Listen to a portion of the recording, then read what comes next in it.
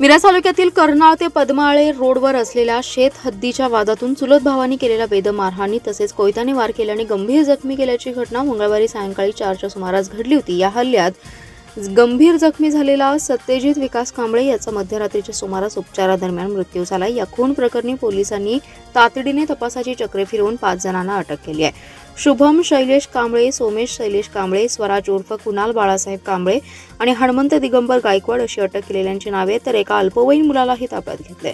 या प्रकरणी विकास कांबळे यांनी सांगली ग्रामीण पोलीस ठाण्यात फिर्याद दिली आहे। मयत सत्यजित कांबळे हा मंगळवारी सायंकाळी 4 वाजण्याच्या सुमारास शेतामध्ये डाम लावण्याचं काम करत होता। यावेळी संशयित 5 जण त्या ठिकाणी आले। शेतामध्ये डाम लावण्याच्या कारणातून वाद घालत हातात असलेल्या कोयत्याने जिवे ठार मारण्याच्या उद्देशाने वार केले। यानंतर काठीने, दगडाने आणि लाथाबुक्क्यांनी बेदम मारहाण करून गंभीर जखमी केलं।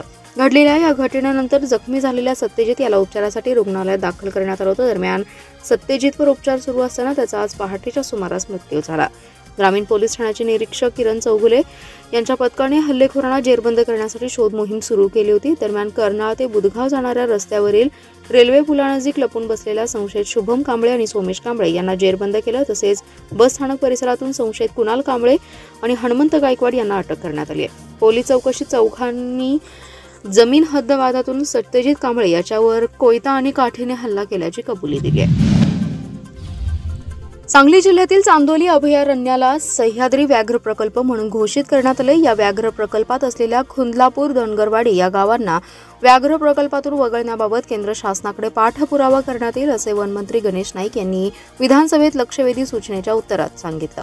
याबाबत सदस्य सत्यजित देशमुख यांनी लक्षवेधी सूचना उपस्थित केली होती। या लक्षवेधी सूचनेच्या चर्चेत सदस्य गोपीचंद पडळकर यांनीही सहभाग घेतला। लक्षवेधी सूचनेच्या उत्तरात मंत्री नाईक म्हणाले, वन्यजीव संरक्षण अधिनियम 1972 नुसार चांदोली अभयारण्य घोषित करण्यात आले। दुसऱ्या टप्प्यात राष्ट्रीय उद्यान आणि तिसऱ्या टप्प्यात सह्याद्री व्याघ्र प्रकल्प म्हणून घोषित झाले। व्याघ्र प्रकल्पाची सीमा बदलण्याचा अधिकार केंद्र शासनाला आहे। या व्याघ्र प्रकल्पातील गावे वगळण्यासाठी राज्य वन्यजीव मंडळाची मान्यता घेण्यात येईल। त्यानंतर हा प्रस्ताव मान्यतेसाठी राष्ट्रीय वन्यजीव मंडळाकडे पाठवला जाईल। शासन याबाबत पाठपुरावा करून सकारात्मक निर्णय घेईल। जोपर्यंत ही कारवाई पूर्ण होत नाही तोपर्यंत चांदोली व्याघ्र प्रकल्पात येणाऱ्या धनगरवाडी येथील नागरिकांच्या गुराढोरांना कुठल्याही पद्धतीचा त्रास होणार नाही, शेतकऱ्यांना त्रास होणार नाही, तसेच अमानवीय वागणूक मिळणार नाही याची दक्षता घेण्यात येईल। त्या पद्धतीने वन विभागाच्या अधिकाऱ्यांना सूचना देण्यात येतील। धनगरवाड्यांच्या समस्यांबाबत मुख्यमंत्री देवेंद्र फडणवीस यांच्याकडे बैठक लावण्यात येईल असंही वनमंत्री श्री नाईक यांनी यावेळी सांगितलं। महापालिकेच्या घरपट्टी आणि पाणीपट्टी विभागातील वसुली कर्मचाऱ्यांना दिलेल्या 100हून अधिक पॉस मशीन गेल्या 6 दिवसांपासून बंद आहे। त्यामुळे वसुलीवर मोठा परिणाम झाला असून 6 दिवसात केवळ 4 कोटींची वसुली झाली आहे। ही वसुली ऑनलाईन आणि प्रत्यक्ष महापालिकेच्या घरपट्टी आणि पाणीपट्टी विभागात झाली आहे। मार्च महिन्यात या मशीन बंद पडल्या, त्यामुळे महापालिकेला मोठा आर्थिक तोटा सहन करावा लागणार आहे। महापालिका क्षेत्रात घरपट्टी आणि पाणीपट्टी विभागाची मार्चला मोठ्या प्रमाणात वसुली होत असते, मात्र यावेळी मार्च महिन्यात वसुलीला ग्रहण लागल्याचं चित्र आहे। फेब्रुवारी महिन्यापर्यंत महापालिकेच्या घरपट्टी विभागाची वसुली समाधानकारक होती, मात्र मार्च महिन्यात घरपट्टी वसुलीवर मोठा परिणाम झालाय। घरपट्टी विभागाने मालमत्ताधारकांना नव्या कराच्या नोटिसा बजावल्या होत्या, त्यावर हरकती देखील मागवल्या। घरपट्टीत वाढ झाल्याने नागरिकांनी कर भरण्याकडे दुर्लक्ष केलं, तर दुसरीकडे आता पॉस मशीनचा बंदचा तोटा महापालिकेला सहन करावा लागतोय। घरपट्टी आणि पाणीपट्टी विभागातील वसुली कर्मचाऱ्यांना पॉस मशीन देण्यात आले आहेत। 100हून अधिक कर्मचाऱ्यांना या मशीन दिल्या आहेत। कर्मचाऱ्यांकडून भागाभागात जाऊन वसुली केली जाते।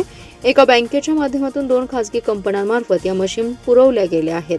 शनिवार दिनांक 15 रोजीपासून या मशीन अचानक बंद पडल्यात। याबाबत प्रशासनाने संबंधित कंपनीला संपर्क केला, मात्र अद्याप मशीन दुरुस्त झाल्या नाहीत। मशीनला नेटवर्क प्रॉब्लेम संदेश येऊ लागले, त्यामुळे वसुली कर्मचाऱ्यांकडून होणारी वसुली ठप्प झाली आहे।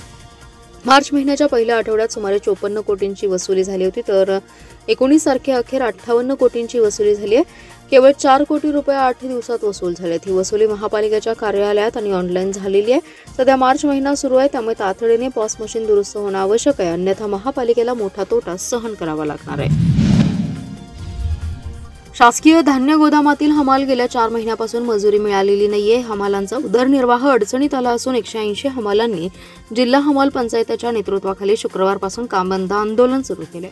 थकीत मजुरी तात्काळ देण्यासाठी जिल्हा हमाल पंचायतीच्या वतीने जिल्हाधिकारी कार्यालयाबाहेर निदर्शने केली आहेत। धान्य गोदामातील हमालांच्या मजुरीसह विविध प्रश्नांबाबतचे निवेदन जिल्हा हमाल पंचायतीचे नेते विकास मगदूम यांच्या नेतृत्वाखाली आंदोलन करून जिल्हाधिकारी अशोक काकडे यांना दिले। या निवेदनात म्हटले, जिल्ह्यात सांगली, मिरज, जत, आटपाडी, कवठेमहांकाळ, पलूस, तासगाव, कडेगाव, विटा, शिराळा, इस्लामपूर अशी 11 मुख्य अन्नधान्य गोदाम तसेच आष्टा, माहुली हे 2 उपगोदाम आहेत। या गोदामामध्ये माथाडी मंडळाचे नोंदणीकृत 180 हमाल काम करतात। या हमालांना डिसेंबर 2024 ते फेब्रुवारी 2025 अखेर 3 महिन्याची तसेच द्वार वितरण व्यवस्थेतील 4 महिन्यांची हमाली अद्याप मिळालेली नाहीये।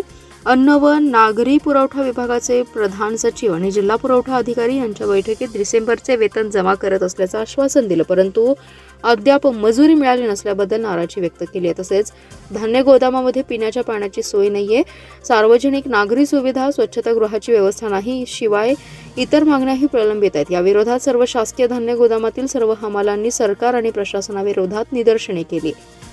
या आंदोलनात शिवाजी सरगर, बाबासो गडदे, शिवाजी हजारे, रमेश येडवे, धोंडीबा अनुसे, शरद पावले, आबासो खरात, निलेश खताळ, शिवाजी खोत, मनोहर पाटील, प्रकाश गुजळे यांच्यासह हमाल सहभागी। सांगली कृषी उत्पन्न बाजार समितीचे त्रिभाजन आवश्यक असून जत, कवठेमहांकाळ आणि मिरज या तिन्ही तालुक्यांसाठी स्वतंत्र बाजार समित्या स्थापन करावी अशी मागणी आमदार सुधीर गाडगीळ यांनी मुख्यमंत्री देवेंद्र फडणवीस आणि पणन मंत्री जयकुमार रावल यांची भेट घेऊन केली आहे। गाडगीळ यांनी दिलेल्या निवेदनात म्हटलंय की सांगली बाजार समिती स्थापन झाली त्यावेळी परिस्थिती वेगळी होती, त्यामुळे जत, मिरज आणि कवठेमहांकाळ अशा 3 तालुक्यांची मिळून सांगली बाजार समिती स्थापन झाली होती, परंतु कालांतराने बाजार समितीचं विभाजन होणं अत्यावश्यक होतं। सन 2006 पासून हा विषय आणि त्रिभाजनाची मागणी राज्य शासनाकडे प्रलंबित आहे। या संदर्भात सांगली चेंबर ऑफ कॉमर्सने हे उच्च न्यायालय आणि सर्वोच्च न्यायालयात स्वतंत्र सांगली कृषी उत्पन्न बाजार समितीची मागणी केली आहे। न्यायालयानेही या संदर्भात शासनाला कार्यवाहीचे आदेश त्याच वेळी दिले होते, परंतु केवळ राजकीय दबावामुळे बाजार समितीचे त्रिभाजन झालं नाही।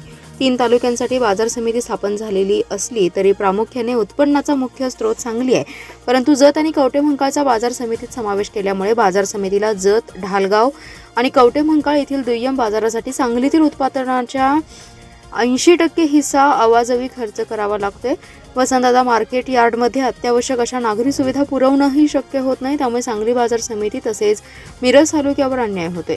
त्यामुळे तातडीने मिरज तालुक्यासाठी सांगली ही स्वतंत्र बाजार समिती स्थापन करावी अशी मागणी आमदार गाडगीळ यांनी केली आहे।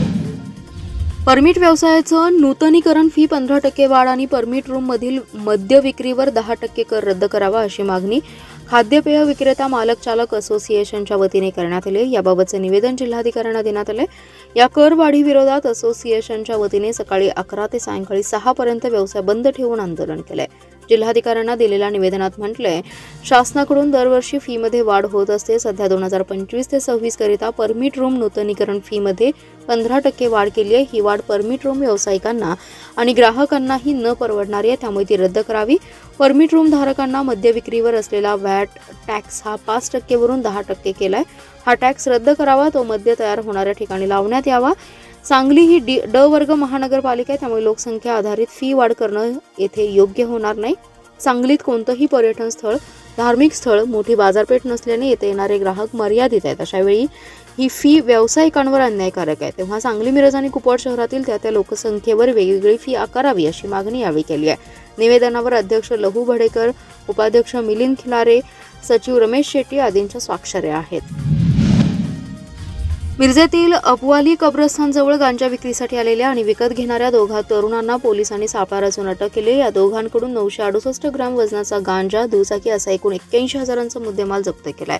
स्थानिक गुन्हे अन्वेषण विभागाच्या पथकाने सदरची कारवाई केली आहे। रियाज मेहबूब सारवान आणि अमन अक्रम जमादार अशी अटक केलेल्यांची नावे आहेत। जिल्ह्यात अंमली पदार्थांची तस्करी करणाऱ्यांवर कारवाईचा बडगा उगारला जातोय। स्थानिक गुन्हे अन्वेषणचे एक पथक मिरज विभागात पेट्रोलिंग करत असताना पथकातील कर्मचारी अतुल माने आणि अनंत कुडाळकर यांना माहिती मिळाली की संशयित रियाज सारवान हा अमन जमादार याच्याकडून तयार गांजा घेण्यासाठी येणार आहे। मिळालेल्या माहितीप्रमाणे पथकातील कर्मचाऱ्यांनी मिरजेतील अबवाली कब्रस्थानजवळ सापळा लावला। यावेळी रियाज यांनी त्याच्याकडील पैसे अमन याला देऊन त्याच्याकडून गांजा घेऊन गाडीच्या डिक्कीत ठेवला। नंतर पोलिसांनी तातडीने दोघांना ताब्यात घेत त्यांच्याकडून 29 हजारांचा गांजा, दुचाकी असा एकूण 81 हजारांचा मुद्देमाल जप्त केलाय। सदरच्या गांजाबाबत कसून चौकशी केली असता रियाज यांनी सांगितले की सदरचा गांजा हा विक्री करण्यासाठी घेतलाय। अमन यानं सांगितले की जयसिंगपूर येथील संशयित मोहम्मद तौहीद सिद्दीकी याच्याकडून घेतल्याचं सांगितलं। यावेळी त्यांना अटक करून पुढील कार्यवाहीसाठी मिरज शहर पोलिसांच्या स्वाधीन केलं।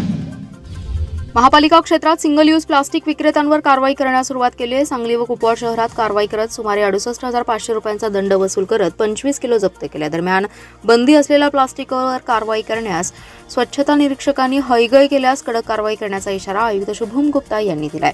आयुक्त शुभम गुप्ता यांच्या आदेशानुसार उपायुक्त वैभव साबळे यांच्या मार्गदर्शनाखाली मुख्य स्वच्छता अधिकारी अनिल पाटील यांच्या नियंत्रणात वरिष्ठ स्वच्छता निरीक्षक याकूब मद्रासी यांच्या टीमने शहरात सिंगल यूज प्लास्टिक तपासणी, जप्ती आणि दंडात्मक कारवाई केली आहे।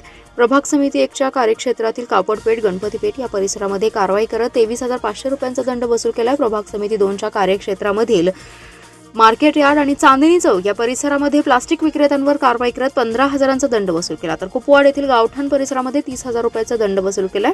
सांगली व कुपवाड शहरात सुमारे 68,500 रुपये दंडात्मक कारवाई करत 25 किलो प्लास्टिक जप्त करण्यात आले। काही भागात सिंगल यूज प्लास्टिक वापर वारंवार होत असल्याच्या तक्रारी येत आहेत, त्यांच्यावर कडक कारवाई करावी ही जबाबदारी स्वच्छता निरीक्षकांची आहे, अन्यथा त्यांच्यावर कारवाई करण्याचा इशारा आयुक्त शुभम गुप्ता यांनी दिला आहे।